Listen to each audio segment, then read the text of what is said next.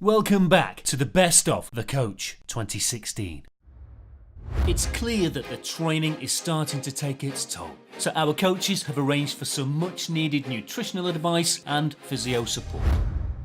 First off, a consultation with Laura Martinelli, a professional sports dietitian working with elite cycling professionals to help maximise their performance. I've been working in sport nutrition field since 2010. I'm currently working with IAN Cycling, World Tours with Professional Cycling Team. Essentially, I follow all the aspects dealing with riders' nutrition, hydration, and supplementation.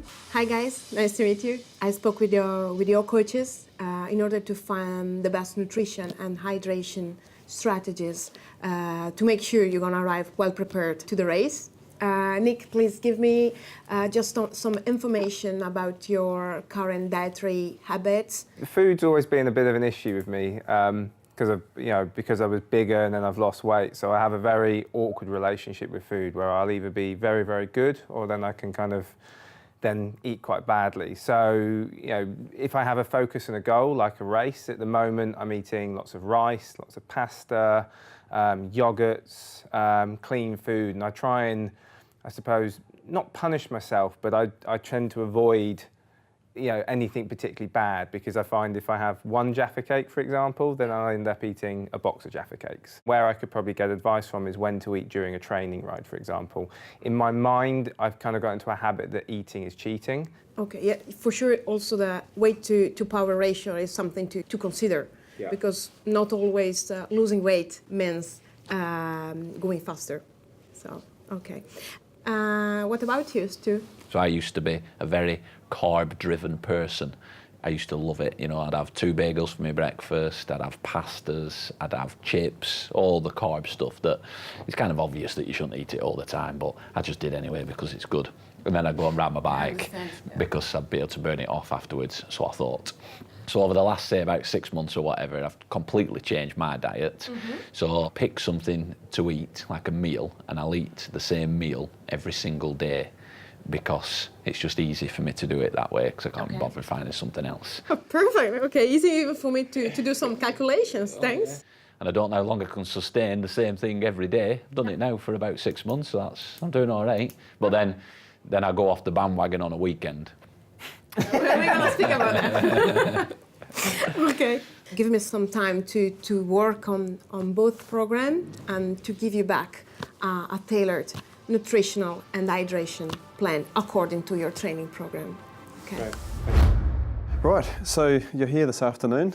You're mine for a bit to have a look at you and see how you guys are getting on. The coaches have basically said that I can have free rein with you and help you guys prepare for what's about to happen and the training you're undertaking. So I guess let's start with how we are. How are you guys getting on so far? Yeah, not too bad. A few aches and pains here and there. Yeah, how are you feeling? Good. Training's going well. Got a slight issue with my neck at the moment, right. But hopefully I'll be able to help solve that. Excellent. And you? Yeah. Well, I went out yesterday with Rob, did some riding on the road. Did you? How was that for you? Yeah, well, he was obviously a lot better than me, but we'll not talk about that. And you guys fit and healthy at the moment? And you said your neck? I think so. Yeah, good. We think so, yeah. Okay. A couple of little pains here and there, but obviously nothing that you won't be able to solve. Well, the problem is, like, so many blokes are jumping on their bikes these days, and cycling seems easy. They've all come from a running background, or they're lots of ex-rugby players sort of getting into cycling. They think they can just jump on their bikes and everything's going to be cool. The problem is there's a few injuries that cyclists are quite prone to, be they necks, lower backs, knees. But there's not a lot of information out there about what they are, why cycling causes it, and I guess what we can do to prevent it. So what's going to happen over these next sort of few months as you start to train and the intensity increases, you're going to start to get niggles. Most of them are going to be in your knees, so we're going to talk about that today, because we can't have a knee injury grinding guys to a halt, because most of the injuries occur when you're at peak training phase, and often that means you don't have enough time to recover from that before you race. Also, things like shortening the hip flexors are going to give you issues in your lower back, and the posture of bikes and spending hours and hours on end is going to give you issues with your neck. So it sounds like your guys are already starting to creak a little bit, and I guess we've got to have a look at you, have a chat to you, and work out what we can do to help you get better. Cool with that? Good, yeah, excellent. We're going to be teaching you the 5 key stretches for any cyclist, okay? And I've got these for you here. We're going to go through these today because no matter what you're coming in with lower backs or necks, we'll look at those, but the key thing is we get a preventative strategy in place. Hold that stretch for 3 18-second holds. Normal is that knee should be on the floor with that shoulder on the ground, okay? It's time to work, fellas. Pull this knee so it lines up with the opposite side of your chest. I want you to crank this ankle towards that shoulder. Oh, man. Oh. Good. Yeah, okay, so give that a tough time, okay? Everybody stretches their quads wrong, okay? So I'm going to show you how to do it right. So you get the hip extension by squeezing your bum cheeks together. Straighten up and stand tall. Now squeeze your bum cheeks together. Perfect. Ooh, so you're tighter on this one. Yeah, that hurts. So this is interesting, you've just crept ahead. If you do get kneecap pain, this is the go-to stretch. You're gonna relax into the pelvis like you're at a bar. Oh, that is tight. I can feel that. Good work. Someone getting their elbow into your butt and getting stuck into the ITV, a bit of massage is really gonna help you. So Stu, Rob's told me you've got tight glutes and they're not very flexible. So I'm going to focus on them today as well as your lower back. You're just going to stretch you out a little bit first and just see how they are. Let's just see how you arrange this. Okay. It's definitely in this glute med, you're pretty tight already, okay? How's that feeling? What is that? This is your glute med. What are you doing it with? Oh, my elbow.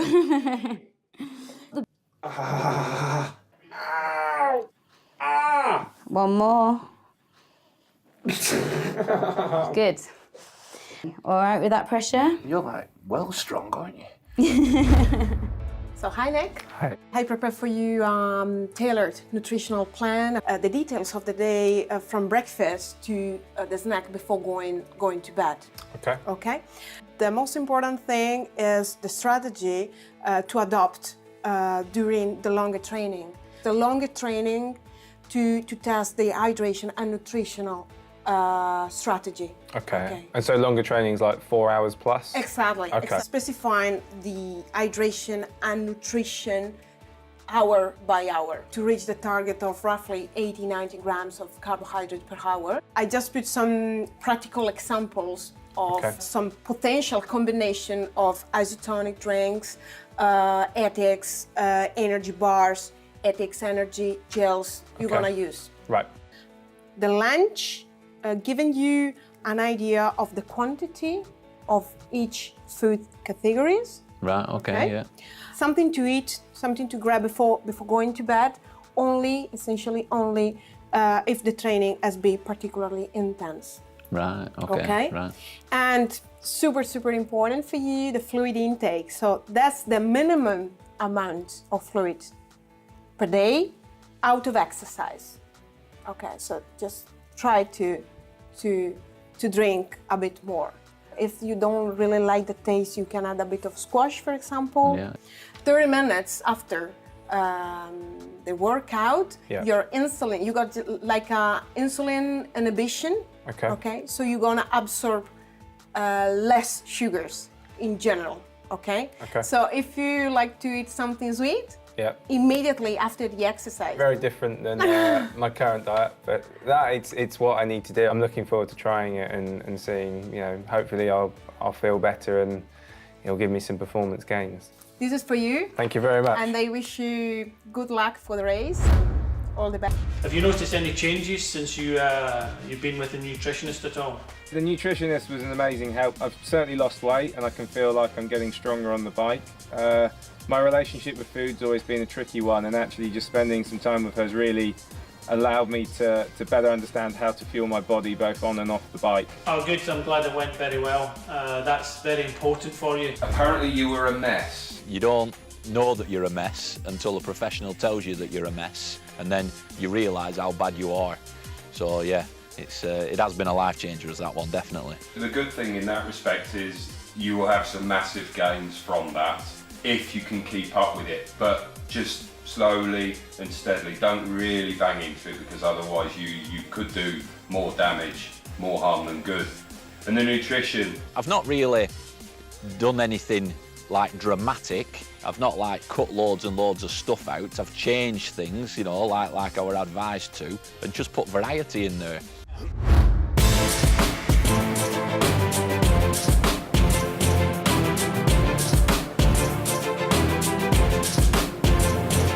Remember, Nick, what I told you about hitting a climb? Yeah. Just keep it nice and easy. Keep the power for over the top. See how Stuart's bringing into this? Yeah. Just let him do it. Don't listen to them behind, don't worry, you just concentrate on yourself. And if anyone comes past you, just latch onto them. Climb like this. Once you've gone too deep, that's it, there's nowhere to recover. Once you see the top, that's when you can really empty the tank.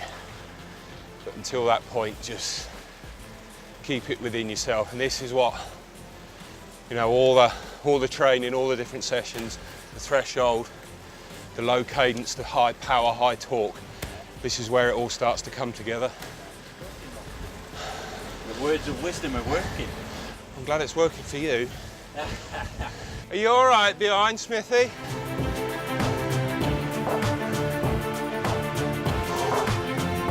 Come in, Stu.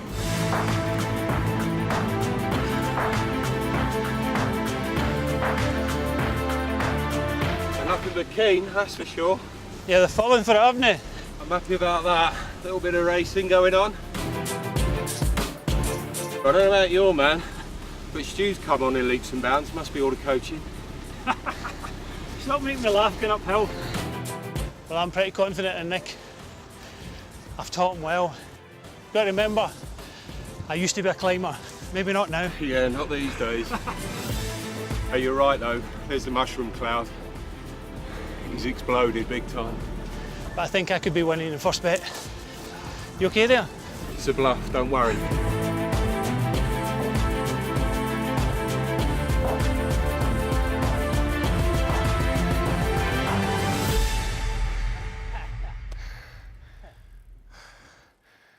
Where's old former British champion and Olympic medalist? Where are they? I think they stopped for a coffee. Either that or it's Treat Friday. That was good. I don't do hills. I thought you were going to stop, man. Me? That was my moment. Here they come. Told you. Worked a treat. What did you do? Went into the red. For the top. Got carried away. I was excited. Exactly. Emotion. Take it away. Where were you two anyway? We were back there going, look at those two.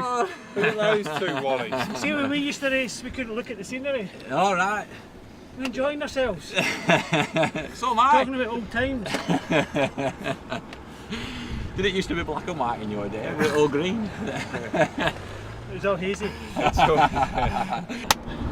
What about doing it again? Right then, lads. Got another little test for you. Done the climb. Fairly evenly matched.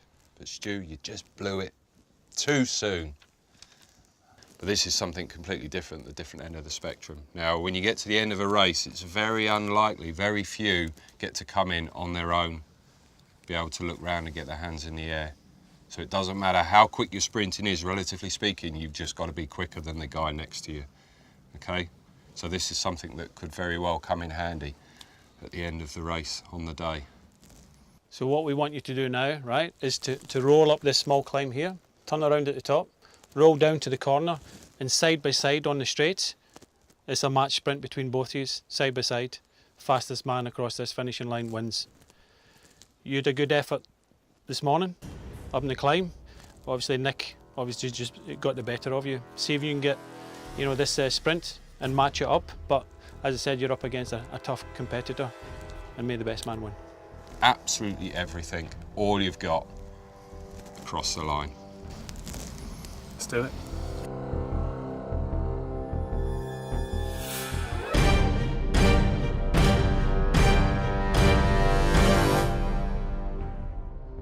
Right, they're rolling.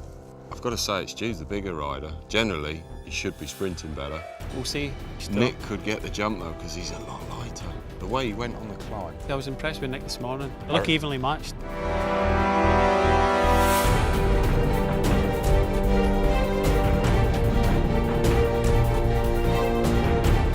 Oof, I can't tell from here. Come on! Come on, Nick! Come on, Stu! Come on, Nick, out the way, out the way! Sorry about that, but that's one apiece. 1-1. Good sprint by both of you. Okay, All right. good. Today was climbing and sprinting. Generally, you wouldn't put that into one big session. You know, you break it all down, but ultimately, it has to come together on the day. Not quite hill climbing. It's the other end of the spectrum, but this is the thing. On the day, you've got to be able to do everything, and then you've got, you know, those threshold sessions we're doing. Don't tell them, by the way. That's, you know, that's for your general fitness, for on the flat. Your hill climbing, obviously. We've got a competition in our hands, and you've done well, both of you. So let's see, take you to the next level and get us into this event and see who wins. Can we start tapering now? Not yet. I think it's made a massive difference. It's those, you know, they say in cycling it's about marginal gains, and I think we've had probably fairly substantial gains, but actually, you know, combined, I probably reckon I'm 50, 60, 70% better as a rider. So yeah, it's been, for me, awesome so far. There are a lot of gains to be had that when you're told them, and when you sit back and you go, oh, actually, yeah, that actually makes sense. And I think a lot of people who don't quite understand it, they think there's some secret magic formula and there's the answer, but it's not. It's lots of little ones put together that just make sense, and that's a lot of it. And then you put it together and you do it. I think it's been about discipline. That's probably the thing I've learnt more than anything else, is that you do get out what you put in, but it's putting, you know, you've got to apply yourself across the board. It's no use training for 15 hours a week and then not eating the right stuff, and then not doing the conditioning, and not then doing the family stuff. So, you know, you've got to look at it as an overall and break it down. But, you know, if you want to get successful or you want to become better, being disciplined to do the training and following the plan is absolutely vital. You know, like I used to be one of the typical weekend warriors, where it were like, yeah, I'll go out on like a Saturday and go for like a 9-hour bike ride, you know, thinking Train really hard. Yeah, really hard, 9 hours, kill yourself, and then Sunday you're like, oh man, I'm knackered now, I need to have a rest, and then you end up having a rest all week, and then you go and do it again on the Saturday again. It's about time management and training, and also, you know, the one thing that I always try and bring to, you know, the party is, you know, you need to enjoy it, you need to have fun doing it, and you know, we're sitting here, you know, with the long day, we've got the Etape London coming up soon for you guys, and you know, it's 115 miles, undulating, so it's going to be very difficult. We've given you as much as we can do, and now it's down to you guys. So Yeah. Well, once you're out there, once you're underway, it's out of our hands. But hopefully we've given you the tools and the ways to ride your bike that will see you through from A to B as best as possible. I think for me as well, you've not just given it me for this, you know, you've also shown me that this is what you can do in It's the a future. plan you can take Forever. beyond. I agree. Yeah. I think that's where, so something like structured interval training, which I think we're both doing in slightly different ways, it's those 2 hours on a Tuesday and a Thursday. That's what's going to make you better. As much as you do the 6 hours on a Sunday, you know, those 2 hours, if I keep doing those weeks every week, I've no doubt that in a year's time I'm going to be an even better rider than I am today. it's the same. Rob's been a British champion, I've been a British champion. He trains different to me. Yeah. No person trains exactly the same. If I did Rob's training, I probably wouldn't win any. You know what I mean? And possibly vice versa. It's all specific to you and your capabilities, your strengths and weaknesses.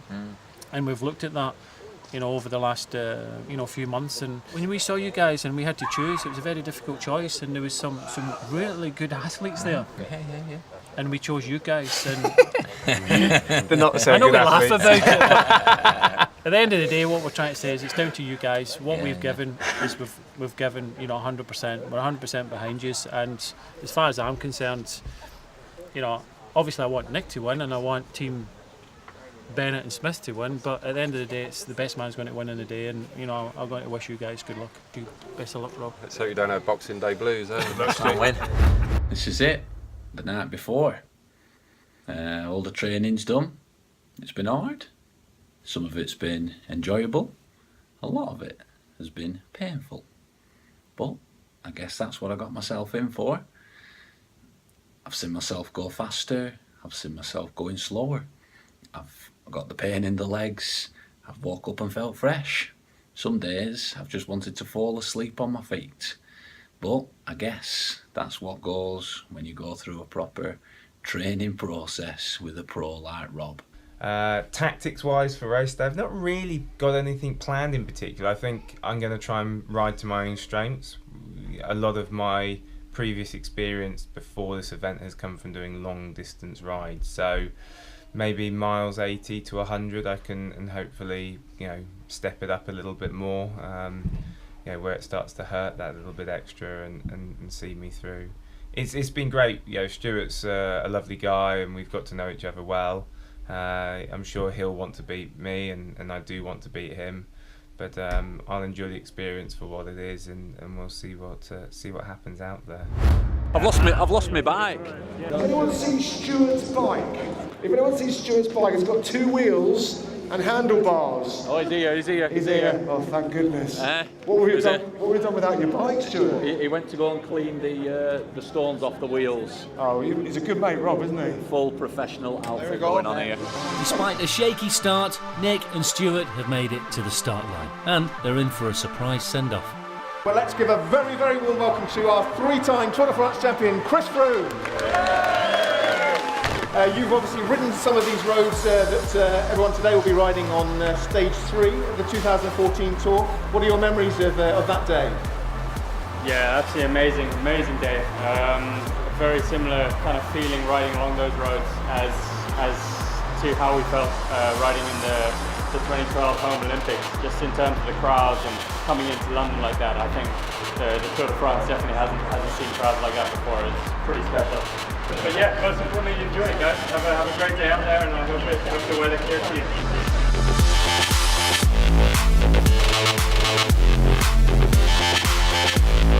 So we're getting underway in 5, 4, 3, 2, 1.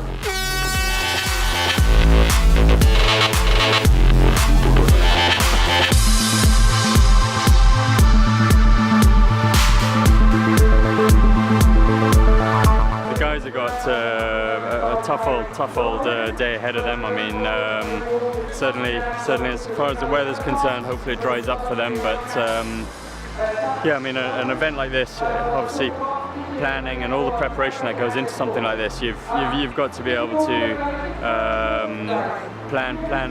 Your nutrition is a massive side of being able to ride on a stage like this. You've got to be able to plan when you're eating, how often you're eating little bits, and trying to sort of sustain your sugar levels throughout the whole event is really important, so that you don't get halfway around and hit that wall that's commonly known in cycling. Good luck to Stuart and Nick. Wish you guys all the best, and have a great one out there.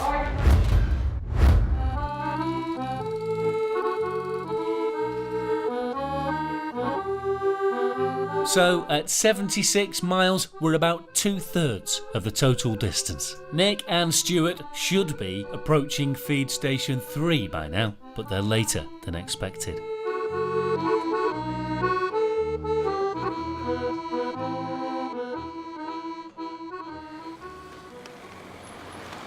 On a tight bend, Nick has come off his bike, clipping Stuart's bike too. As Stuart carries on, Nick assesses his injuries.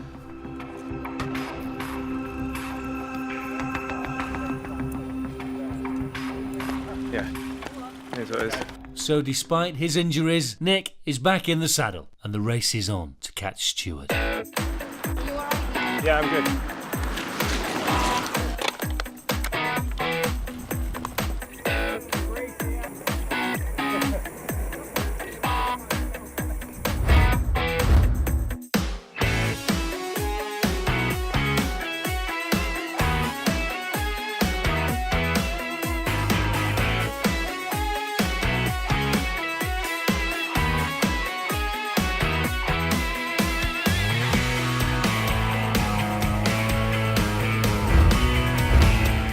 ICAP L'Etape is not for the faint-hearted. The long-distance route provides some challenging climbs that will certainly put our finalists to the test.